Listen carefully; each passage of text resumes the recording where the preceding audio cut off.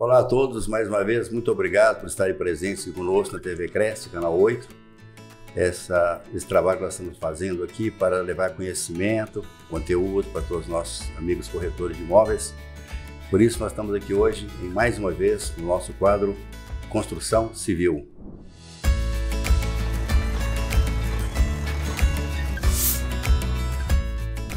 Mais uma vez, então, agradecendo a todos e pedindo que vocês continuem compartilhando nas suas redes sociais, curtindo o nosso trabalho, que isso é muito importante para que nós continuemos a criar conteúdo para todos vocês. Estamos aqui hoje num momento especial porque nós vamos trabalhar num tema hoje que é mesclado de tecnologia e construção civil. Por isso nós temos aqui o Marcelo Ciclo, que tem cuidado dessa parte nossa de tecnologia, e o Carlos Lima, que é o nosso amigo também, que tem cuidado da construção civil. E eu vou pedir ao Marcelo que apresente com todo carinho o nosso convidado de hoje, Marcelo. Legal, acho. Vale a pena dizer que, além de corretor de imóveis, atuante há muitos anos, eu fui gestor predial, então, de um prédio comercial, fui gestor predial de um prédio residencial também. Então, essa parte de gestão predial, ela tem uma conexão muito grande com a parte de corretagem de imóveis. Então, nessa experiência que eu tive a oportunidade de conhecer o Marco Oliveira, que é um produtor de conteúdo também, produz bastante conteúdo sobre essa parte mais de eletricidade predial. Então também as pessoas podem acessar os canais do Marco Oliveira. E ele é o diretor da IEP Brasília, que faz vários trabalhos relacionados a essa parte de eletricidade predial. E hoje a gente vai falar mais especificamente sobre essa questão de carros elétricos, o que os prédios residenciais novos, os prédios residenciais que já estão estabelecidos, os prédios comerciais estão fazendo, têm que fazer para se adaptar para essa nova realidade, que é um mercado ainda pequeno, mas bastante crescente dos carros elétricos. Então, bom contar aqui também com o meu colega Carlos Lima, corretor de imóveis, especializado em imóveis de alto padrão, né, Carlos? Sim, não só alto padrão, né, mas também eu costumo trabalhar com imóveis populares, imóveis dentro do Distrito Federal, né? E é um prazer estar aqui mais uma vez, né? Reunido aqui nessa mesa, né? Para entrevistar aqui o Marco. E quero agregar, né? Trazer informações para os corretores de imóveis, nós que estamos aí no mercado de lançamento, porque vem ocorrendo aí um crescimento muito grande de imóveis novos, embarcando muita tecnologia, e isso está encantando muito o cliente e a gente precisa dessa informação. Legal. E aí, Marco, obrigado por ter vindo, então, aceito o nosso convite aqui. Certamente, como você é um grande especialista do segmento, a gente até tem que restringir um pouco o tema, porque senão a gente fica por horas aqui conversando, né? É muito grande. Bom, eu inicialmente gostaria de agradecer o Cresce. Eu volto a essa casa depois de alguns anos, como o Marcelo comentou, eu fui corretor de imóveis, durante muitos anos aqui em Brasília, né? E depois resolvi voltar na minha área nativa, que é a área industrial. Trabalhei 25 anos na área siderúrgica, né? Fazendo projetos, inclusive, projetos no Japão, projetos em São Paulo, onde reside a siderúrgica, né? Que ela fica em Cubatão, Companhia Siderúrgica Paulista. E, em cima disso, a gente começou a trazer essas novas tecnologias e até essa nova manutenção, que a gente chama de manutenção preditiva, ou seja, uma manutenção antecipatória, né, para a área condominial, né? Então, já há alguns anos a gente está na área, migramos para essa área e realmente estamos tendo bastante retorno dos gestores, dos síndicos, entendendo um pouquinho mais sobre essa caixa preta, vamos dizer, que é toda a parte elétrica que compõe uma área predial. Então, mais uma vez, é um prazer e fico à disposição de vocês aí. Bacana. Nós estamos numa conversa prévia aqui, porque o nosso foco hoje é o seguinte, é entender carros elétricos. A tendência é que o mercado vai caminhar para isso. E as estruturas que nós temos hoje de construção civil estão preparadas para isso? Tem como prepará-las sobre isso? Haveria um custo adicional? Então, vamos tentar entender como é que funciona esse mecanismo. Inclusive, o Marcelo até tem uns dados estatísticos sobre carros elétricos. Sim. Quando a gente fala em termos, a gente está falando aqui em termos de Brasil, e claro, nós vamos focar no mercado imobiliário, não no mercado automobilístico, mas em 2022 foram vendidos no Brasil 49.245 carros híbridos elétricos. Isso aí daria 2,5% do total. Quando a gente está falando de quase 2 milhões de veículos, quando a gente está falando de carros 100% elétricos, dá 8.460 unidades somente, que daria 0,04% do total. Então é um assunto ainda muito em crescimento aqui no Brasil. No entanto, nos principais shoppings aqui de Brasília, que é uma cidade bem moderna, bem desenvolvida, a gente já vê que esses shoppings já estão preparados e a legislação aqui do Distrito Federal, acredito que a legislação de outros estados, também obrigam que, além de vagas para deficientes, vagas para bicicletas, vagas para motos, vagas para idosos, então esses novos prédios residenciais e comerciais já tenham vagas especificamente destinadas para isso. Mas aí, Marco, a gente queria então entender esses casos concretos. A gente sempre fala aqui para um público nacional, então tem esse bairro de Águas Claras, que é um bairro que é predominantemente formado por prédios, então são prédios muito altos. Aqui no centro de Brasília, onde a gente está, são prédios de 6 andares, mas já lá em Águas Claras você prédio de 15, 18, acho que até 20 andares tem prédios lá. Então como é que está o desenvolvimento? Você está tendo muita demanda para instalar esse tipo de serviço, seja por parte dos condomínios ou por parte dos apartamentos, dos proprietários individualmente? Então, Marcelo, é importante ressaltar também, a gente colocou muito aqui o ponto da questão residencial, mas um ponto que a gente observa que tem crescido bastante é a parte comercial, né? Então, as pessoas eles estão começando a visualizar esse tipo de coisa. Por exemplo, existem já supermercados aqui em Brasília que já estão colocando em seus estacionamentos estações de recarga. Então, a pessoa vai lá de graça, né, para o carro e abastece. E isso acaba sendo um chamariz importante e interessante, né? Porque geralmente quem vai ao supermercado fazer uma compra, geralmente fica no mínimo uns 30 minutos, né? 30, às vezes 1 hora no supermercado. Então ele passa a ser um ponto importante, como você colocou. E isso os corretores também têm que ficar atentos, porque quando a gente fala de residenciais mistos, né, que envolve muitas vezes um residencial, um comercial e uma área de shopping, esse estacionamento já pode vir provido desse tipo de estação de recarga. Então, isso passa a ser um argumento importante de venda até para o corretor de imóveis. Fala assim, olha, esse empreendimento ele vai ter vagas. Então, o comerciante que vai estar comprando essas lojas ou alugando, ele vai ter uma condição diferenciada dos demais, né? Então, referente ao seu questionamento, Marcelo, vários condomínios já têm nos solicitado, de vários bairros aqui de Brasília, um estudo inicial para verificar se tem essa possibilidade de instalação, como seria essa instalação, qual é o custo dessa instalação, o que é necessário para essa instalação. Então, inicialmente, a gente presta essa consultoria, antes de mais nada, para saber se existe essa disponibilidade para instalar as estações de recarga. Nós temos até discutido aqui que o corretor tem que saber fazer essa leitura, o que agrega ou não valores ou condições mercadológicas para aquele imóvel que está tentando transacionar. Quer dizer, se ele tiver essa leitura e entender esse mecanismo, ponto para os dois lados. Não adianta a pessoa investir numa tecnologia de ponta como essa, se o corretor, na hora de apresentar esse imóvel, não tirar proveito disso. Sim. Um investimento tosco, não valeu a pena. O corretor de imóveis ele precisa o tempo todo estar verificando quais são os valores agregados àquele imóvel, né, e passar isso para o cliente, o comprador.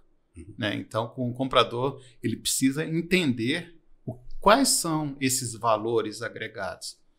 Então, tem um custo para isso. Né? E falando de custo, eu gostaria de perguntar para o Marco, viu, Marco?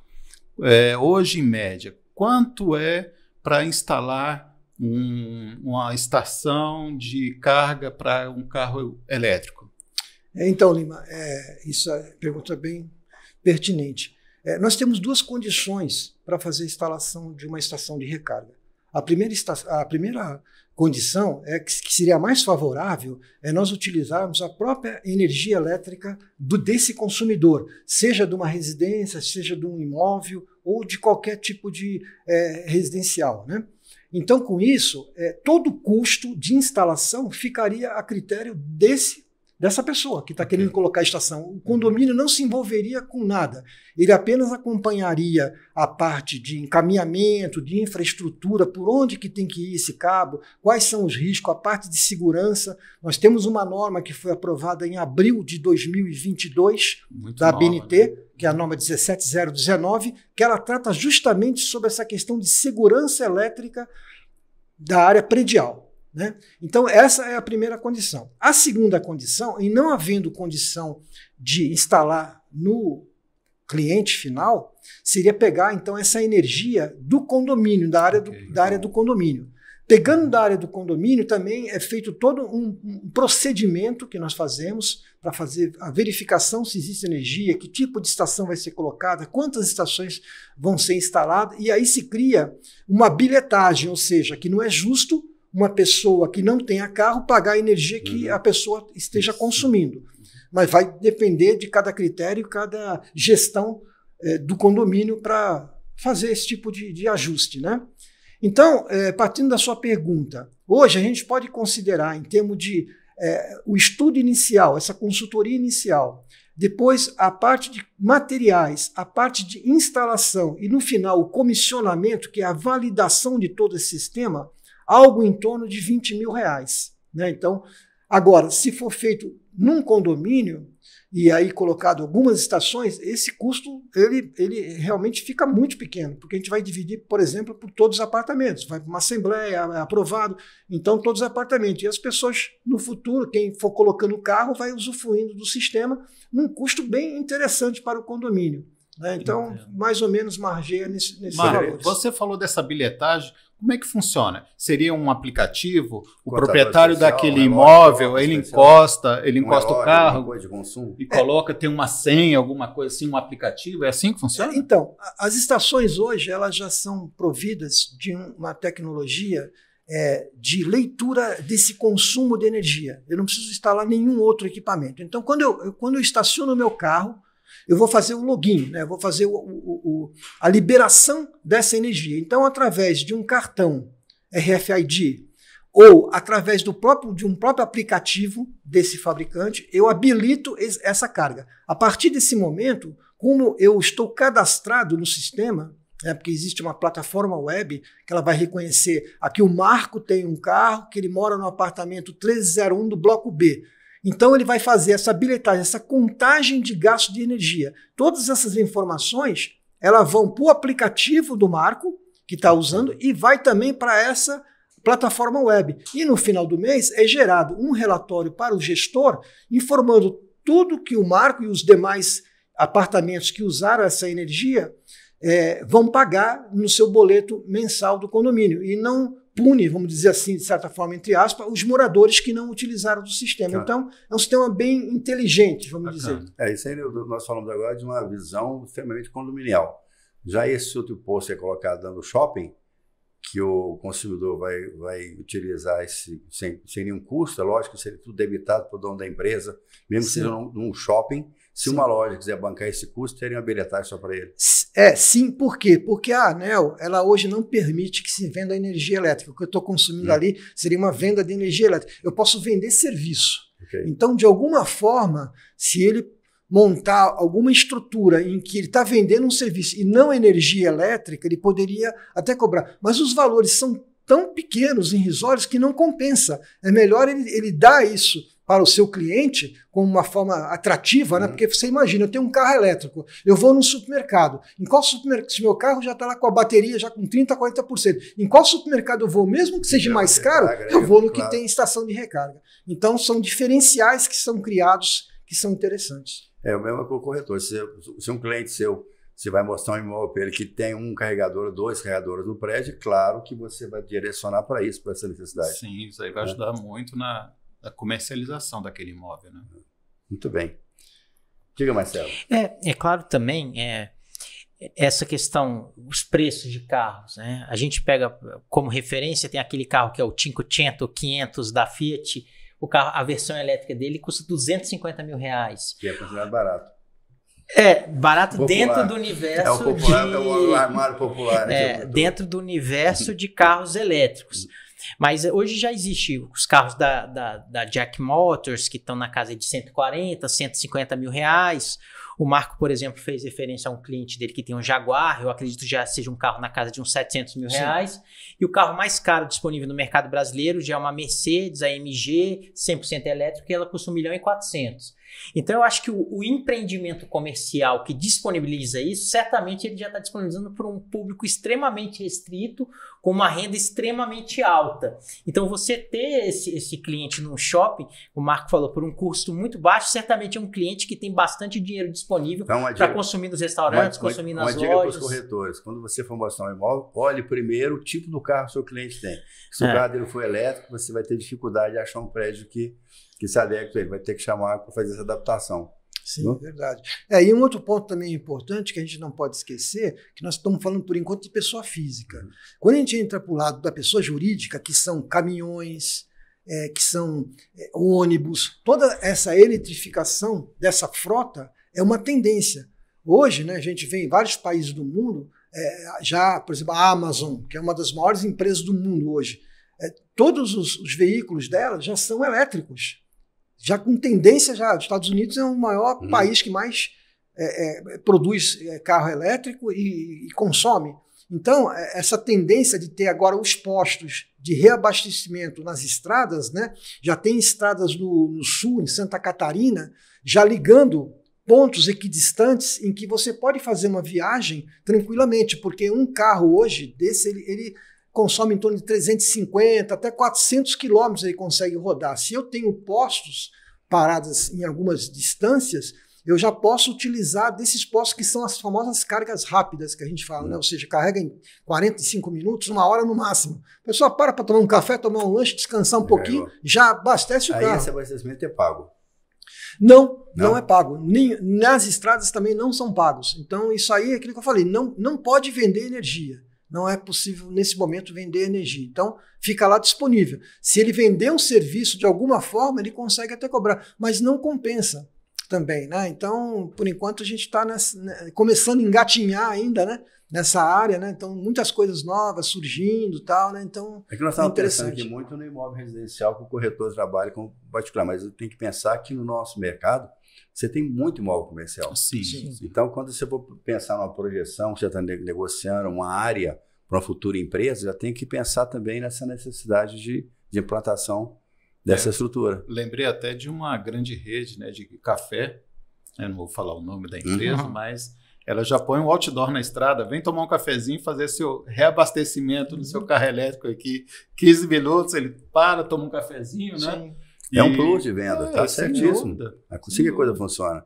Você vê a cada dia que passa, essas necessidades estão sendo agregadas na nossa vida e não saem mais. É o celular, é o carro elétrico, é uma informação mais rápida, é uma rede de informações, uma consulta, o GTB agora, né, do Google, essa coisa, não tem jeito. A gente tem que estar antenado. Eu estou percebendo que o seu conhecimento dessa área é uma coisa maravilhosa. A gente está iniciando uma experiência aqui em Brasília interessante, talvez uma das primeiras, foram nas regiões administrativas de Brasília. Eu não sei qual foi o processo, mas eles receberam uns carros chamados Smart para fazer essa verificação. E em cada região administrativa de Brasília tinha um posto de recarga. Eles estão aqui no GDF, no Palácio, então, lá embaixo? Todas as regiões têm. Tem Vicente Pires, tem Águas Claras. Só que aí a gente bate num ponto interessante, né? Esse equipamento que vocês estão vendo aqui é um equipamento que faz um teste, uma simulação do veículo elétrico. É um equipamento importado, né? Ele veio da Eslovênia. Aqui no Brasil não se fabrica esse tipo de equipamento. E quando chegou o equipamento, eu ansioso, falei, poxa, eu vou lá fazer um teste para ver como é que funciona. Fui na região administrativa de Águas Claras. Cheguei lá, estava uma placa assim, com defeito. Eu falei, nossa, com defeito? Aí falei, bom, vou em Vicente Pires, que é o bairro que eu moro. Cheguei lá, desligado, perguntei para o rapaz, não está funcionando? Não, tem uma semana que não está funcionando. Então a gente bate naquela questão da manutenção que eu comecei a falar. Por que é importante a manutenção preditiva e preventiva da parte elétrica, né? Porque também uma coisa que a gente não pode esquecer, depois que eu instalar essa estação, eu tenho que fazer uma manutenção, eu tenho que fazer uma verificação, de preferência, no mínimo anual, ou quando der algum problema, para ver se está tudo ok, porque um carro elétrico, como a gente vê, ele tem uma tensão bastante elevada, devido às baterias dentro dele, chegando a 600, 700 volts no carro. Então, um risco de um incêndio, de algum problema, é muito importante. E aí você tem uma garagem fechada com vários carros ao lado, né? Então, a gente tem que tomar muito cuidado com essa questão da segurança, cumprir as normas, né, direitinho, né, e fazer as manutenções. Então, isso também é um ponto importante a ser considerado. O que eu já observei em prédios comerciais, falando mais especificamente de shoppings, tem 3 grandes shoppings aqui de Brasília que tem já essa preparação, é que a pessoa paga pelo estacionamento, como qualquer um. Então, você tendo um carro caro, carro barato, o valor é o mesmo para todo mundo do estacionamento, mas você pode utilizar essas vagas específicas e o abastecimento em si é gratuito, né? Então, por isso que eu acho que como os clientes ainda são muito específicos, têm uma renda muito elevada, eu acho que valeria a pena até, de repente, até disponibilizar o estacionamento grátis para esse público bastante específico que tem um carro. Eu até uma dúvida que eu tenho, Marco, a gente sabe, por exemplo, essa questão de celular. Então, temos celular Android, celular Apple, o carregador da Apple era de um jeito, o da Samsung era de outro, de repente o da Nokia era outro, isso aí foi evoluindo. Já há um consenso no mercado de como esses conectores funcionam no carro. Então, um carro lá da Jack Motors de 150 mil, uma Mercedes dessa na outra ponta de 1.300.000, a tecnologia de abastecimento é a mesma ou às vezes o shopping precisa ter 2, 3 tipos de equipamento, tem que ter adaptadores diferentes? Já existe assim, isso até a gente falando aqui em termos de Brasil, em termos de mundo, como é que funciona isso? É uma pergunta bastante interessante, Marcelo. Existem vários tipos de adaptadores, né? Por exemplo, a Tesla, ela tem um adaptador próprio dela. O Brasil aqui, ele deu preferência, vamos dizer assim, para o mercado europeu. Então, é o que a gente chama de tipo 2 de conexão, né?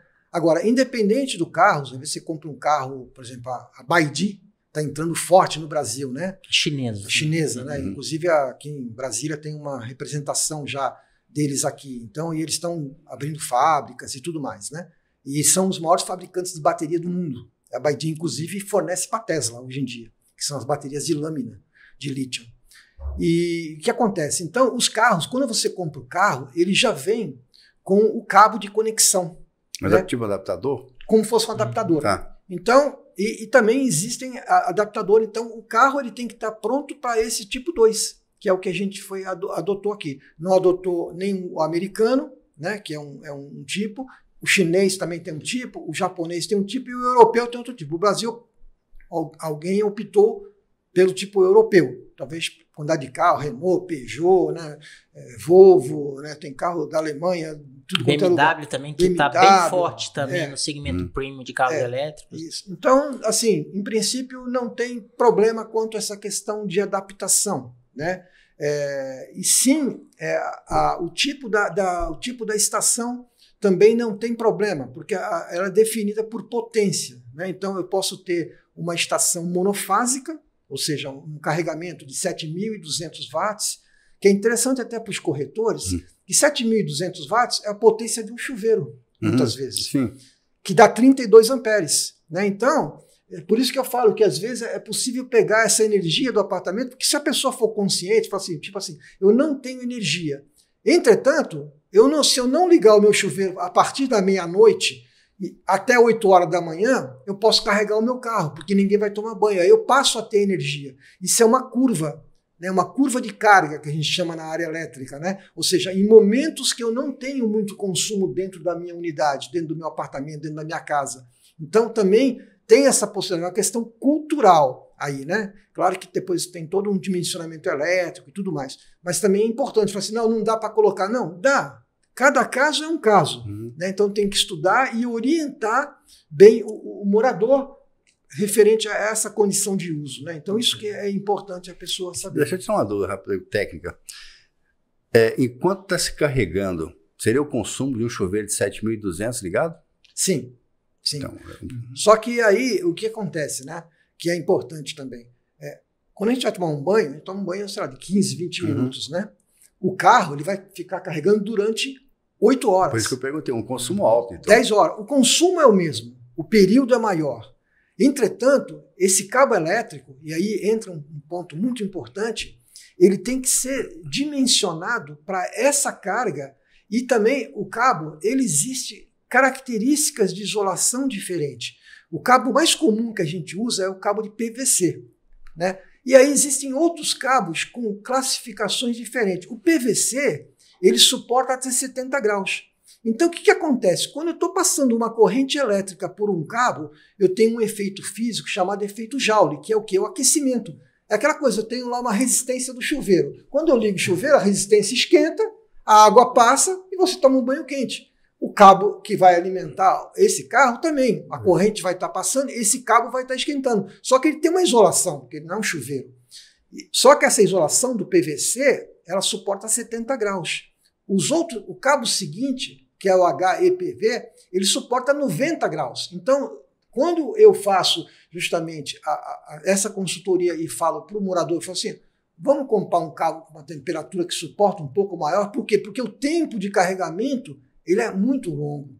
Ele demora, às vezes, 8 horas, 10 horas. Esse Jaguar mesmo, Marcelo, eu estava olhando hoje no site da Jaguar e eu observei o seguinte, que ele tem lá um carregador de 7.200 watts dentro do carro, embarcado, e ele demora 12 horas para dar uma carga total. Se partisse do 0 até 100%, é 12 horas usando essa estação que a gente chama de wall box, né, que é preso na parede, que é o termo técnico, né, o wall box, que é essas de garagem que a gente usa ou em residência, né? Então são detalhes técnicos assim importantes que tem que ser considerado, não é aquilo que você falou, de simplesmente pegar e plugar na parede. Não, né? Uma coisa, Marco, como você falou, a bateria do carro elétrico é de lítio. A bateria do nosso celular também é de lítio. E a tendência da bateria do celular é, entre aspas, ficando viciada, né? Ela vai diminuindo. Existe, assim, uma forma diferenciada para você abastecer o carro?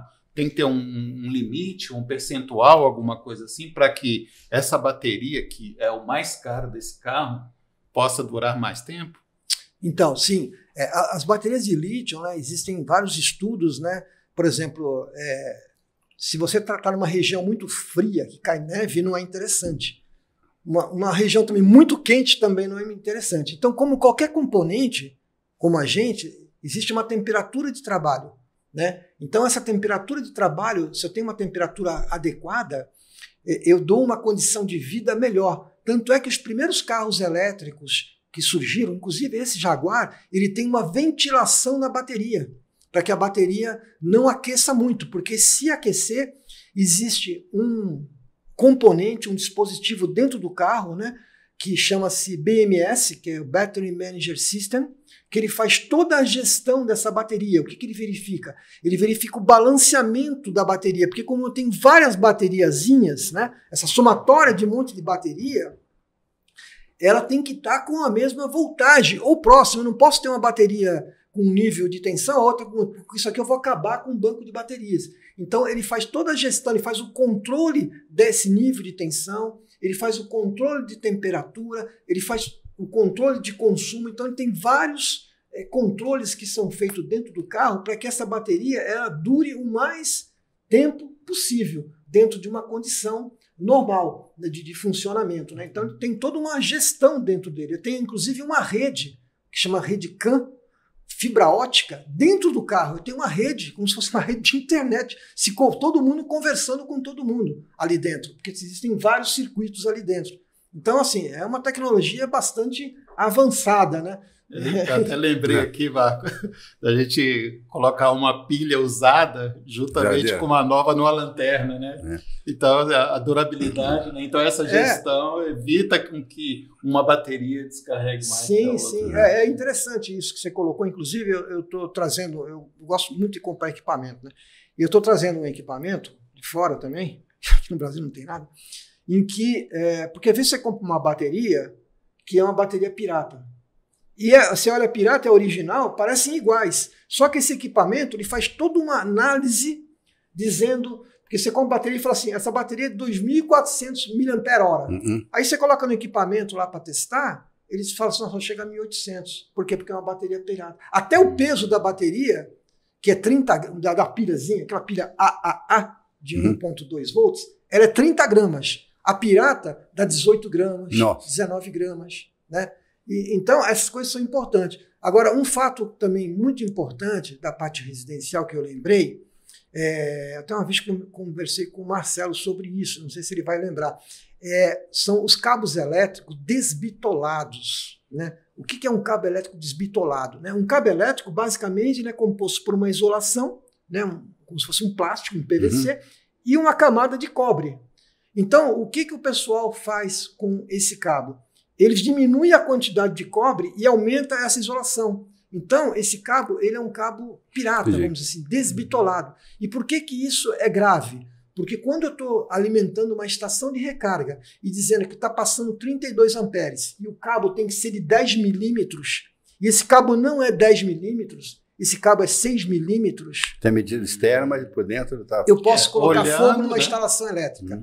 Então, as construtoras, elas têm que ficar atento para as especificações técnicas dos cabos, dizendo lá que tem uma NBR do Inmetro, né, de proteção, uma NBR da BNT, que um cabo é um cabo bom, original, para a gente não ter risco nas instalações elétricas dos condomínios. Por quê? Porque esses cabos, muitas vezes, eles vão embutidos em locais que a gente visualmente não enxerga. Vai dentro de gesso, ou vão em calhas, eletrocalhas, ou dentro de tubulação. Eu não estou enxergando o que está acontecendo.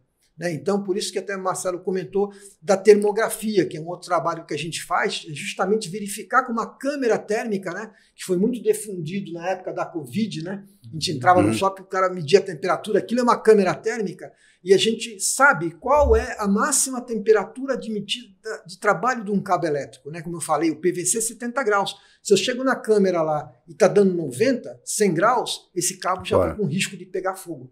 Então, são pontos importantes. Marco, trazendo aqui para o mercado que é a construção civil, nós tínhamos uma dúvida aqui. Esses prédios mais antigos de Brasília, eles foram criados aí há alguns de 60 anos de idade, um tempo monofásico, não tinha lá uma estrutura tão boa quanto tem hoje. Mas as estruturas modernas hoje são mais leves, né? Mas são uma capacidade operacional mais intensa. Como é que se faz? É possível fazer essas adaptações para esses prédios? Vale a pena? Você acha que para o mercado imobiliário há interesse em fazer esse tipo de investimento nesses prédios? Então, esses prédios mais antigos, né, a gente realmente, essa preocupação é importante que o senhor coloca, né? A gente tem que fazer uma atualização da parte elétrica, né? Então, geralmente, esses cabos elétricos, por exemplo, são cabos rígidos, não são cabos flexíveis, né? Os antigos, né? Os antigos, né? Então, as características são diferentes. Porque as tubulações, normalmente, eu já passei muito aperto em construção, você vai passar uma tubulação, não tem espaço para aquilo ali. Não tem espaço. Não tem espaço. Não tem espaço. Alguns prédios que foram feitos atualizações aqui na Asa Norte, o pessoal teve que passar, inclusive, fazer um novo caminho. Um novo caminho. Inclusive, essas tubulações, muitas ainda eram de ferro. Sim. E aí o cabo gruda ali com o tempo, oxida, você não consegue nem tirar o cabo. Acabou. Então, hoje em dia, a gente já usa o PVC, né, que é mais barato, inclusive melhor, né, mais leve, né, como foi colocado, mas tudo requer um estudo, né, requer um estudo, verificar o projeto inicialmente elétrico do prédio, verificar o que está instalado, porque foi feito um projeto há 50, 60 anos atrás. O que foi instalado agora? Com o tempo, o pessoal vai colocando as coisas, os equipamentos, né? Por exemplo, tem um equipamento que alguns anos atrás não existia, que se você entrar hoje num apartamento, quase todos têm, que é aquelas fritadeiras elétricas, as famosas air fry. Sim. Aquilo ali consome 1000 watts. Uau. 1000 watts. Agora você imagina pegar 40 apartamentos na hora do almoço. Um air fry, um micro-ondas, tudo junto e cai uma fase. Entendeu? Então tem alguns equipamentos que têm um alto consumo. Uma outra coisa muito importante que o pessoal tem que observar, e isso é interessante também para os corretores, é o seguinte: quando o pessoal resolve fazer uma cozinha planejada, né? Então aquele imóvel antigo, vai fazer a reforma, aí o cara vai colocar o forno elétrico, que consome muito, o tal do air fry, que consome muito, micro-ondas, que é com a resistência. Ou seja, duplex, vai embora. Tudo isso aí acaba impactando numa corrente, numa demanda de carga muito alta que não foi previsto para isso. Se não fizer a distribuição de carga, cai tudo. Cai tudo. E acontece muito. Eu recebo muitos chamados do pessoal que fala assim, desarmou a aprumada. Eu até sei por que desarmou a aprumada. Só que, tecnicamente, eu vou colocar um analisador de energia para verificar qual é o pico, em que momento caiu, por que está caindo, né? Então, é o que vale para os prédios mais antigos. Mas tem que ser feita uma análise, mas acredito que fazendo uma análise e fazendo essa atualização, seja possível, sim, colocar uma estação. Numa das nossas entrevistas aqui, inclusive com a arquiteta, Nós estamos falando sobre a visão que o corretor tem que ter quando ele pega um imóvel reformado ou um prédio reformado. São visões diferentes. E para o cliente é muito interessante, às vezes, ele pega o apartamento reformado já com as adaptações para quando vai mudar a tubulação central, já está pronto. Aí você pega o prédio todo reformado, quando você vai mexer por ele no seu apartamento, não vai sobrar nada. Né? Então, esses cálculos são muito difíceis. Quando nós trabalhamos em áreas específicas de Brasília, Asa Sul, no prédio antigo, você vê, tem um cliente para a Asa Sul, acabou, ele não vai mudar. Ele tem a história dele lá, tem a história de família, tudo. E realmente é um lugar muito agradável. Brasília não tem mais espaço para construir no plano piloto. Então, você tem que partir para uma adequação, um retrofit, alguma coisa, mas tem que adaptar isso. E nesse momento, esses cálculos por técnicos, por especialistas como você, é extremamente importante. Porque a pessoa que acha que sabe, vou fazer um cálculo aqui, vou fazer uma medição aqui, uma distribuição de carga, e pode dar um problema sério de incêndio, sabe, de família, alguma coisa mais perigosa que não requer realmente um conhecimento técnico muito bom. Né? Eu gostaria até de mudar um pouco da cidade. Águas Claras, uma cidade totalmente verticalizada, com muitos prédios novos, e nem todos eles têm a carga para os automóveis elétricos. Já está tendo muita procura do seu serviço para fazer essa adaptação, criar essas estações? Então, esse ponto que você levanta, a gente pode até dar um pouquinho mais para trás. A maioria dos prédios em Águas Claras, por exemplo, não foi previsto colocar ar-condicionado. Ar-condicionado? Não foi previsto. E um ar-condicionado, hoje, se a gente pegar um inverter, que é esses ar-condicionados mais modernos, né, de 12.000 BTUs, ele tem um consumo em torno de 4, 5 amperes. Então, você imagina o seguinte, eu estou falando de uma estação que tem 32, e agora um ar-condicionado que tem 5. Então, uma estação equivale pelo menos uns 5, 6 ar-condicionados. E eu estou falando que muitas vezes não tem capacidade nem para ar-condicionado. Nem para ar-condicionado. Então, a gente está falando com essa visão para a unidade, para o apartamento. Nesse momento, nós temos que partir para a parte coletiva. Né? E um condomínio, uma edificação, ela é que nem um ser humano.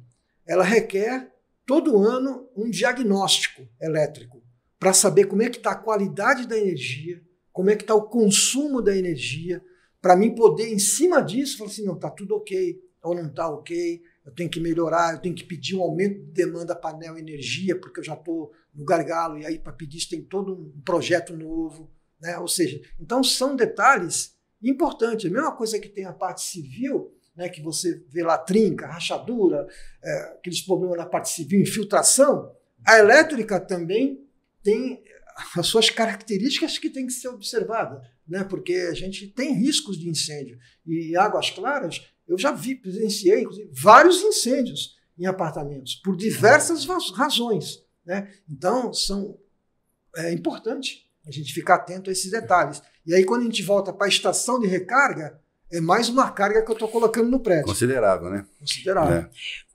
Marco, eu acho que é uma dúvida que talvez você nunca tenha pensado, mas a gente aqui, né, durante todo esse debate, a gente está falando de capacidade de entrega de energia, de infraestrutura de entrega de energia. Eu voltaria um debate mais para a questão financeira. Alguns anos atrás era muito comum no Brasil a gente falar de bandeiras tarifárias, né? Então, especialmente quando a gente está falando de imóveis comerciais, a eletricidade do imóvel comercial, a água de um imóvel comercial, ela custa mais caro que de um imóvel residencial, até mesmo o imposto predial também. Aí eu te perguntaria o seguinte, né? No passado eu estudei bastante a questão de gerador de energia.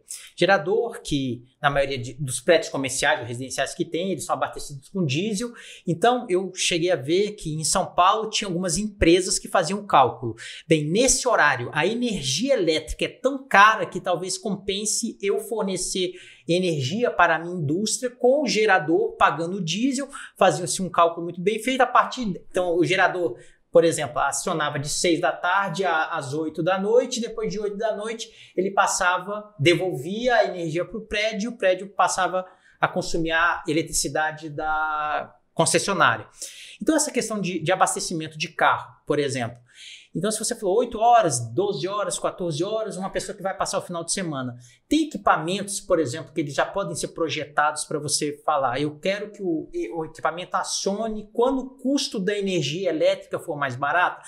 Porque, só finalizando, fazendo essa analogia com o celular, porque o celular você pluga ele já começa a carregar, não tem muito como você temporalizar, porque também é um custo muito baixo. Mas em carros elétricos, tem empresas ou shoppings ou usuários finais já fazendo esse tipo de cálculo?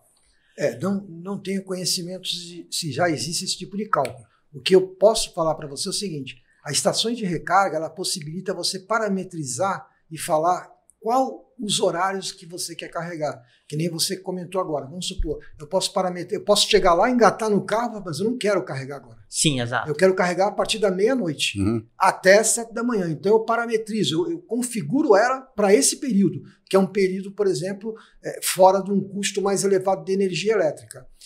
Diferente do que a gente observa, vamos supor, você pode ver quase todos os supermercados, no exemplo, supermercado, tem um gerador diesel, né? Por duas razões. Primeiro, porque eles têm uma área de refrigeração muito grande e se faltar energia, eles podem perder todos os alimentos. Então é um custo alto.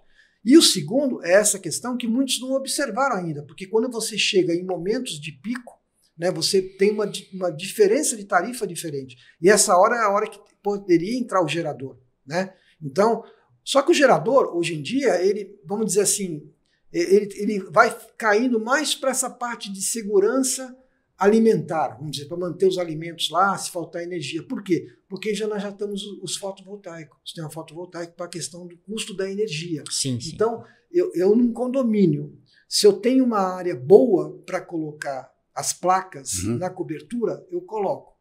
Mas tem condomínios que eu não tenho uma área. Então, o que o pessoal tem feito? O pessoal compra essa energia de fazendas, de microgerações, que o custo... Tem casos lá em Águas Claras, que eu já ouvi os síndicos comentarem, caiu em 40% a conta da energia deles. Então é muito interessante. Tem empresas já que estão alugando espaços em chácaras aqui perto de Brasília para a instalação dessas placas. Justamente. Instalam a placa, pagam um aluguel para poder gerar essa energia excedente. Inclusive tem condomínios em Águas Claras, né, em Brasília no geral, que tem um estacionamento descoberto, que pode usar aquele espaço para cobrir o carro e ao mesmo tempo captar. Você fez uma reportagem lá sobre isso, não foi? Sobre o maior estacionamento coberto do Brasil, não foi? Isso, lá que teve uma viagem recente, né, que eu fiz para Foz do Iguaçu. Não foi, É interessante, até estava comentando sobre isso ontem, né? Porque, como eu já fui gestor predial, então essas coisas me chamam a atenção. Então eu lembro que boa parte dos meus colegas em Foz do Iguaçu estavam preocupados em ir lá para o Paraguai, fazer compras, comprar um novo equipamento,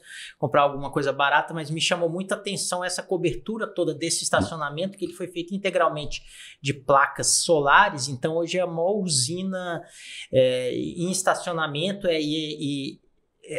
do Brasil, provavelmente da América Latina, e eles são capazes de fornecer energia para todo o hotel só com essas placas. Em Brasília, quantos estacionamentos você poderiam cobrir em Brasília fazendo com essas placas fotovoltaicas? Está vendo, seus corretores? Aí a dica. E essa questão do fotovoltaico também tem um outro ponto bastante importante, que é, se você tem a sua microgeração, o excedente ela está indo para a rede. Na hora que você instala uma estação, as estações elas já reconhecem e esse excedente, né? Então vai para lá. Então, se criando uma cultura, você pode carregar o carro durante o dia também, mesmo em horário de pico, porque com a reserva que você passou anterior, ou com a própria fotovoltaica que está alimentando o sistema, que passa a não ir para a rede e ir para as estações, ou aquela sobra que eu tenho de crédito, né?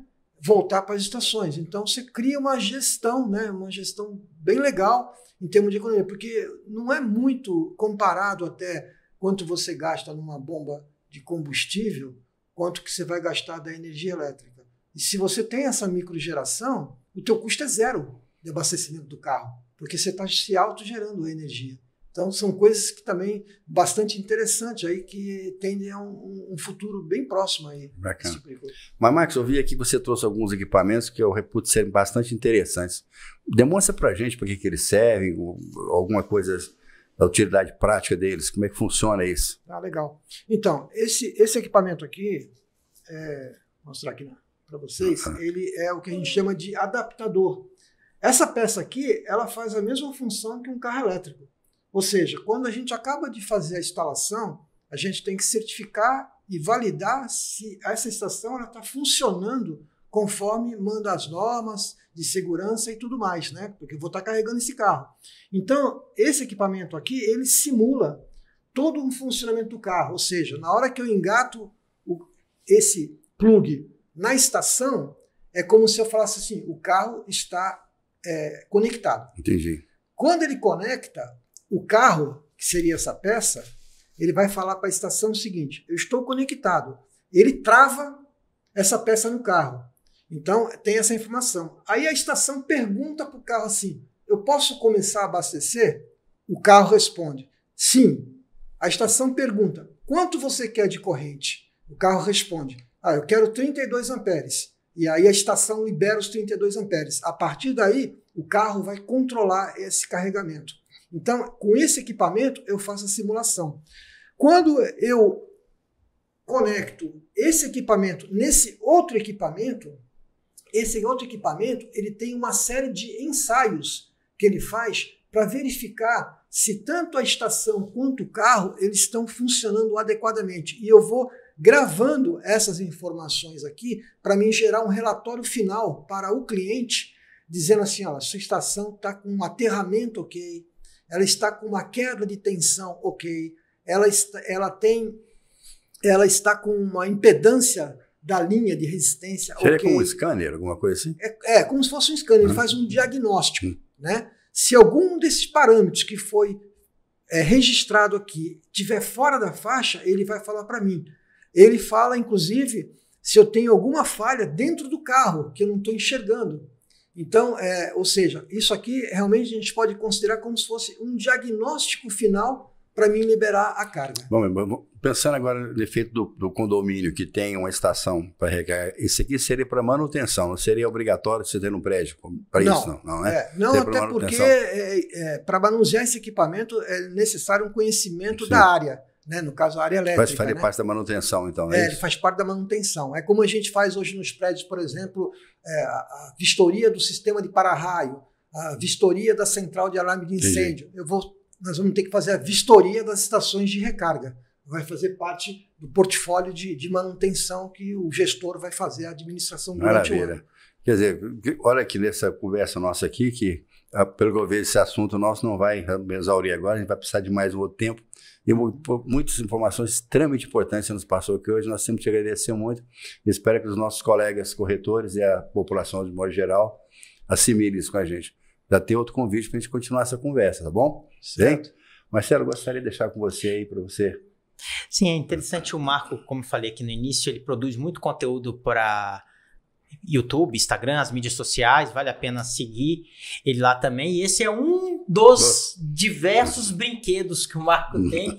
Eu acho que se for somar todos os equipamentos para fazer todos os ensaios de todas as áreas dentro da eletricidade que ele trabalha, vai chegar próximo de um carro elétrico bastante caro aí, certamente, né, Marco? Bem próximo.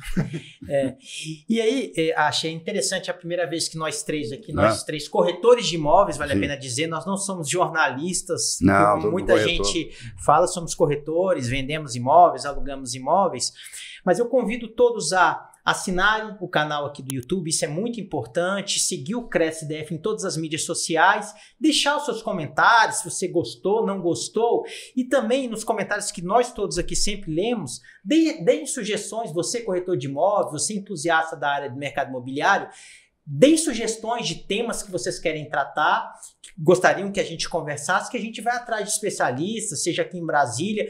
Nosso estúdio aqui tem preparação também para conversar com pessoas do Brasil inteiro. Então a gente pode também trazer um especialista de Brasília, fazer uma teleconferência com uma pessoa aqui de fora. Então deixem seus comentários, é importante para nos motivar e saber que tipo de conteúdo vocês querem que nós façamos a produção. Você, Lima? Vou deixar o nosso convidado por último aqui. Eu acredito que nós, corretores, ganhamos muito com essa entrevista. Essa informação foi maravilhosa.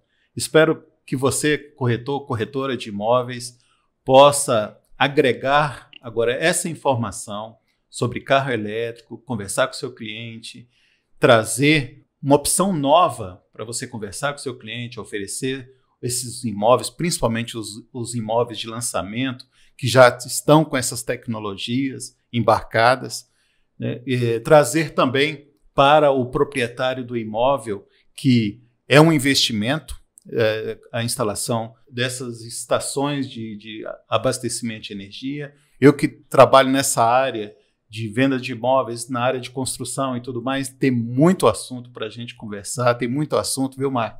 Você já está convidado aqui já para um próximo encontro com a gente. Muito obrigado, pessoal, e agora eu passo para o Marco. Bom, mais uma vez agradecer a oportunidade de estar aqui com vocês. É um grande prazer poder trocar essa experiência com vocês, para aprender com vocês também, que vocês estão na área. É importante eu ter esse feedback para conhecer. Quem sabe você volta a corretor daqui uns dias, tá vendo? Então as portas estão abertas para você aqui, viu? Por que não, né? Pois é, seja bem-vindo. E me coloco também à disposição dos corretores. Como o Marcelo comentou, tenho o meu canal do YouTube, do Instagram, tenho o meu site também, que é o iepbrasilia.com. Qualquer corretor que precisar alguma informação técnica, alguma coisa, eu estarei à disposição. Vai ser um grande prazer poder ajudar, poder passar alguma informação, né, para que você possa alimentar melhor o seu cliente, né? E fico mais uma vez à disposição de vocês.